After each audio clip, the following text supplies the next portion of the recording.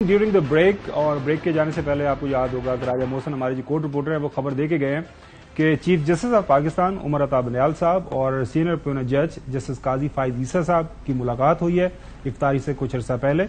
काफी खुशगवार माहौल के अंदर ये मुलाकात हुई है और उसके बाद खबर ये आ रही है कि वो जो खास तौर पर कल आपको पता है जब फायज ईसा साहब चले गए थे, कल एक नेशनल कन्वेंशन थी, उनको पहले ये एश्योरेंस दी गई थी कि जनाब आला वहां पे कोई इस तरह की सियासी बातें नहीं होंगी। फिर जिस अंदाज से वहां पे तकारीर हुई खासतौर पर अदलिया के हवाले से वो भी सबके सामने है। और अब थोड़ी देर पहले ड्यूरिंग इफ्तारी टाइम आपने देखा होगा कि एक तफसीलन जो है वजाहती बयान जो है जस्टिस फाइज ईसा साहब की तरफ से आ गया है कि मुझे ये बताया गया था कि वहां पे ऐसा नहीं होगा लेकिन हो गया। मैं इस मकसद के लिए गया था, आइन और कानून की हुक्मरानी, और ज़ाहिर है गोल्डन जुबली मनाई जा रही थी पाकिस्तान के आइन के हवाले से। फवाद चौधरी साहब दोबारा से हमारे साथ मौजूद हैं। चौधरी साहब आपको आई होप आपको आवाज आ रही है? जी आ रही है। अच्छा, एक तो खुशखबरी ये है कि उमर अता बंदयाल साहब और जो है जस्टिस काजी फाइज ईसा साहब की तफसीलन मुलाकात हुई है और फाइज ईसा साहब का एक तफसीली बयान भी आ गया, अगर आपकी नजर से गुजरा होगा थोड़ी देर पहले, कोई 1-1.5 पेज का।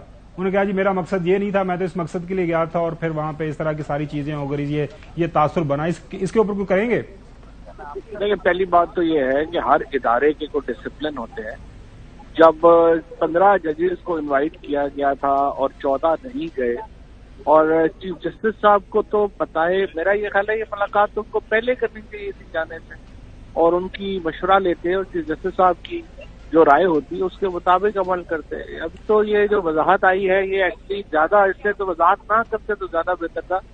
वजाहत तो बिल्कुल ही जो है उसका नहीं, उन्होंने ये भी बताया अपने वजाहती बयान में चौधरी साहब कि मैं तो साइड पे किसी कोने में बैठना चाह रहा था, मैंने तकरीर भी नहीं करनी थी, लेकिन जब इस तरह की तकारीर होगी तो फिर मैंने मुनासिब समझा कि मैं वहीं पे भी वजाहत कर दूं। चलें, वो हो गया। अच्छा, अब फवाद चौधरी साहब लेफ्ट के ऊपर जो बैठे हुए थे ना, तार साहब और जरदारी साहब, उनसे सीखिए और शर्मिंदा तो हो ही नहीं ना। वो दोनों जो जिनके दरमियान वो बैठे हुए थे वो जिंदगी में कभी शर्मिंदा नहीं हुए किसी बात पे। जज साहब को भी शर्मिंदा। चलें, वो तो जज साहब तो आइन की हुक्मरानी के लिए गए थे। चौधरी गुलाम हुसैन साहब बात करना चाह रहे हैं। जी जज साहब। फवाद चौधरी साहब, आपने जैसे देखा है कि 1 साल में आप लोगों ने बड़ी जबरदस्त जद्दोजहद की है, पूरी कौम आपके साथ खड़ी रही है और हर तरह के परेशानियां और प्रॉब्लम और तकलीफें जो है आपकी बच्चियों से लेके सबके बच्चों ने देखी हैं। हैविंग सेड दिस, आज भी मुल्क और कौम पहले की तरह नीचे की तरफ धंसता जा रहा है और उसको वापस पांव पर खड़ा करने के लिए जिन इकदामात की जरूरत है, इकॉनमी के हिसाब से, पॉलिटिक्स के हिसाब से, आइन और कानून के हिसाब से और अब आम आदमी की रोटी रोजगार के हवाले से, उसका दूर दूर तक नामो निशान नहीं है। अब इस सिचुएशन से निकलने के लिए आपकी चूंकि पार्टी पर और आप पर ज्यादा जिम्मेदारियां हैं, तो कोई आपके पास लाया अमल आ गया है, कोई बैकडोर यानी कोई बिहाइंड दी सीन कोई मुज़ाकरात शुरू है? हमें पता चला है कि यानी एस्टेब्लिशमेंट और पीटीआई के दरमियान बाकायदा बातचीत चल रही है। तो सब पहली बात तो यह है कि कौमों की जिंदगी में 1 साल तो एक लम्हा होता है, एक लम्हा है, गुजर गया है, कोई फर्क नहीं पता चला। जिन्होंने ये सारा शुरू किया था वो अब कहाँ है पता भी नहीं है। और जो जदोजहद में लोग होते हैं उनको लोग याद रखते हैं। जो लोग एक समझिए कि मसलहत की पसंदी का शिकार होके, अब आप देख लेना वो राजा रियाज की आपने उस दिन तकरीर सुनी होगी, जो बाकी लोग हैं उनसे आप मिले हैं, वो इतने शर्मिंदा हैं अपने कंडक्ट के ऊपर, अपने किए किराए के ऊपर। उनको उनकी कोई मतलब वो उनकी अपनी नजरों में भी उनकी इज्जत गिर गई है, कोई उनकी इज्जत नहीं रही है।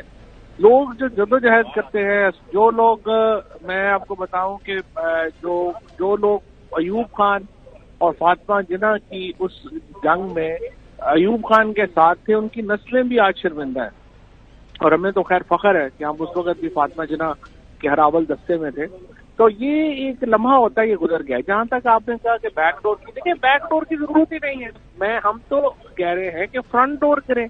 एस्टेब्लिशमेंट बैठे, ये जो गवर्नमेंट है ये बैठे और हम लोग बैठे और आप एक इलेक्शन की तारीख और उसमें जो मसाइल है उसके ऊपर बातचीत कर लें। इसमें बैकडोर की क्या जरूरत है? आप इसमें तो मुझे तो नहीं लगता, एक दूसरे को स्पेस देनी होती है पॉलिटिकल पार्टीज में।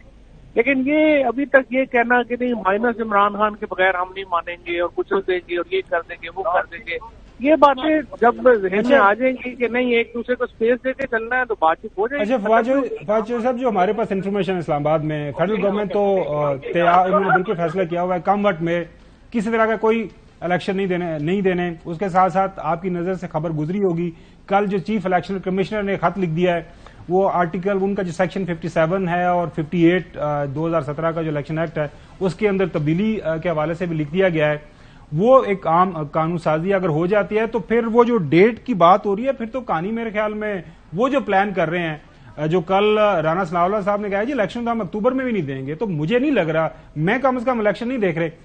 یہ ذرا سن لیں رانا صاحب. جی اوکے جی اس کو سنا کے کیا کریں گے، ہر بندے کو پتہ ہے کوئی ایسی خبر ہی نہیں ہے جس کے اوپر آپ نے بات کی. دیکھیے بات یہ ہے کہ گورنمنٹ نے تو یہ لوگ تو الیکشن نہیں کرائیں گے. الیکشن تو یہ اس لیے نہیں کرائیں گے کہ ان کو پتہ یہ تو بیچارے اس وقت جمعے کی نماز نہیں پڑھ سکتے، یہ باہر کھانا نہیں کھا سکتے، ان کو اپنی سیاسی حالت کا نہیں پتا. لیکن دیکھیں جو سب سے آپ کو اتنا پتہ ہی ہے کہ جو آئین میں لکھا ہوا ہے 224 وہ لا سے کیسے ڈیفیٹ ہوگا. آپ نے یہ کوئی لیجسلیشن آپ لے آئے وہ آئین میں جب تک آرٹیکل 224 موجود ہے اور اس کے اندر 90 دن کی لمٹ ہے وہ کیسے آپ جو ہے اس سے آگے جا سکتے ہیں؟ آپ نہیں جا سکتے. اور سپریم کورٹ نے صرف یہ کہہ دیا ہے کہ آرٹیکل 187 میں چونکہ ہمیں ایک انصاف کی الٹیمیٹ پاور ہے تو ہم ریلیکسیشن کر سکتے ہیں. میرے خیال میں تو سپریم کورٹ بھی نہیں کر سکتی تھی، لیکن 187 ایک تھوڑی ویگ ہے، اس کو انہوں نے یوز کر لیا. لیکن اس کے بغیر تو یہ ممکن ہی نہیں آگے جانا. اس کے بغیر صرف ایک صورت میں ممکن ہے اور وہ یہ ہے کہ آپ مارشل لا فارمل ڈکلیئر کر دیں. اور یہ جو رانا ثناء اللہ یا یہ لوگ جو باتیں کر رہے ہیں ملک ان سے چل نہیں رہا.